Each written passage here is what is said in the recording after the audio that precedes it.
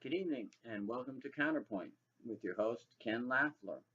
And tonight's guest is Mr. Dwight Dawson, and we're here at the Perris Skydiving Facility, which features indoor skydiving. We hope you find this program informative and interesting, and thank you for viewing. All right, here we are at the skydiving. What is this? Indoor skydiving. This is Golly, what the hell is that? this is Dwight Dawson and Ken Laffler.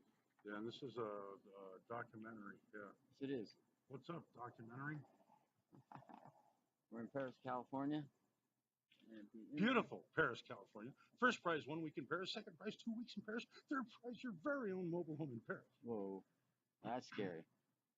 So, yeah, this is indoor So at the skydiving. bottom there, you notice that the fence is about 1 story worth of height, and then the second story worth of height of the structure would be that bottom part of the Venturi, and then it goes through the building there. So the air is being drawn up from the bottom and pulled through the Venturi by the big, giant, massive electric fans up at the top, just below the blue halo of lights, which I don't think is quite on your screen there. Let me see. There it is. There you go. Now we're Alright. seeing the full height of this this beast. Amazing. It's 5 big, giant fans that move lots and lots of air, and they are noisy. Now, I was here that one day. It was really hard to talk over.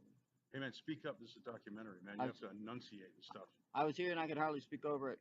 Oh yeah, So when it's loud. running, when it's got all 5 fans, which it doesn't need all 5 to support 1 or 2 people, but if you fill it up with people in there, which is like 4, maybe 5, and then it needs all those fans sucking, and it can support the weight of 4 or more people just by the induction of the air. Did you ever see that movie Drop Zone with Wesley Snipes?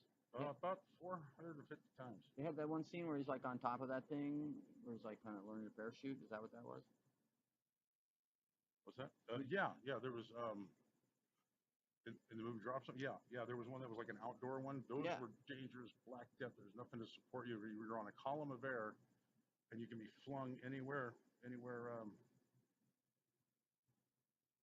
Do they have like padding in there in case you like fall or? Huh? Do you have any padding you can fall on or anything like that? In the one that was shown in the movie, there was just the slightest amount of padding around the outer edges, but you can get tossed off to the side. So this one is fully enclosed with big plexiglass windows so everybody can watch. Oh. I have to check that out. The security guard just texted me, and they asked if that's me.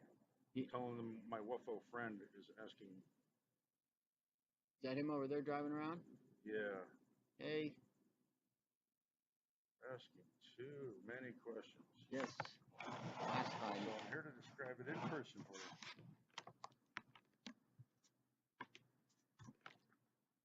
There you go. Indoor skydiving. There's the Venturi. Right there. Looks like a rocket engine. It's except the air is going up and in there. That's the intake at the bottom there. The air is being sucked up in. And then the air is pulled through the Venturi, which the shape of that puts a large volume of air and compacts it into a smaller volume, which compresses that column of air going through the center of it has what you might call a sweet spot, a spot where there's maximum amounts of lift. So it's like suction. They're using suction then to lift you. Okay? What? They're using. Speak up. We're doing it. This is a documentary, man. Documentary. They're using suction to lift the body. Yeah. That's what those big giant. There's 5 big giant industrial sized. Those big vents up there. 50 amp big giant fans that are sucking air upward and blowing it out off into the sides from that thing. Wow. And how much it costs to go to this place? Well, your first visit costs you about a week's pay, and then costs you half your disposable income for the rest of your life. Be careful, it's addicting. It's an addiction. Yeah, technically it's like an amusement park ride. When you go in there, this is not an amusement park ride. This is serious, and it is serious. And I've known people who've broken limbs on other wind tunnels. I haven't heard of this one hurting anybody because the way it's configured, there's nowhere to be. Other ones would toss you aside like those mechanical bull rides at the country bars. I remember that. Yeah, Back in the day. People were getting broken bones from those, and it's same sort of flinging you up. Which this one, because the whole entire room that you go into is one big column of air pulling you upward.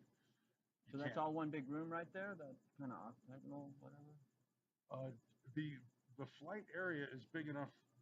It's an octagon inside that's big enough for 4 or 5 people to lay in a belly to earth fashion and fly. It's not as big. It's deceiving how big this thing is to create the little vacuum that it's creating. But So a lot of their suction lines going up into there. What lines? Lines go up in through there, or just, through the walls? Oh, there's offices around it. There's changing room. There's there's the training room, stuff like that. Like there's a window right below skydiving, right by the Y&D of skydiving. See that window? There's an office there. So do you have to take training courses before you go in that thing? They brief you on what's going on. It's not like you have to go to a university and then do a semester. It's a brief rundown on how it works and what to do and what not to do. And then the actual flight area would be about the size of the top of that Venturi at the bottom there. Is that still on frame? No, you got the top on frame now, but On here? yeah, with the magic wonders of This section? Just right at the top of the Venturi, right yonder there. See right where it goes up into.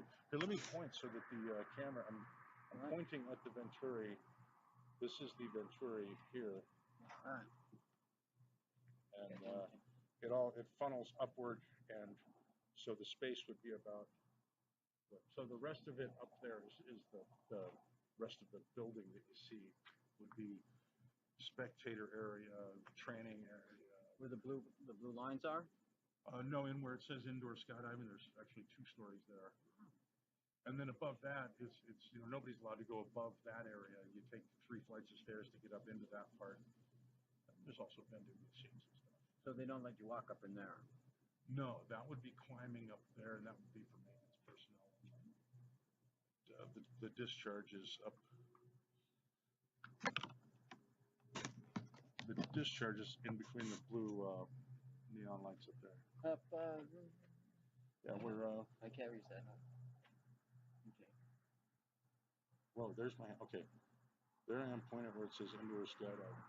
And that's where, inside that area is where it's all, where the activity is. The rest of it is the mechanical functioning of this incredible unit here. How interesting.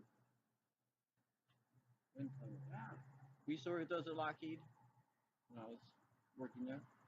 Yeah, it would be similar to what you would use for testing aerodynamics, and it's like that, but it's made to move the air vertically instead of horizontally. Yeah, they used to test the airframe for drag and metal fatigue. Yeah.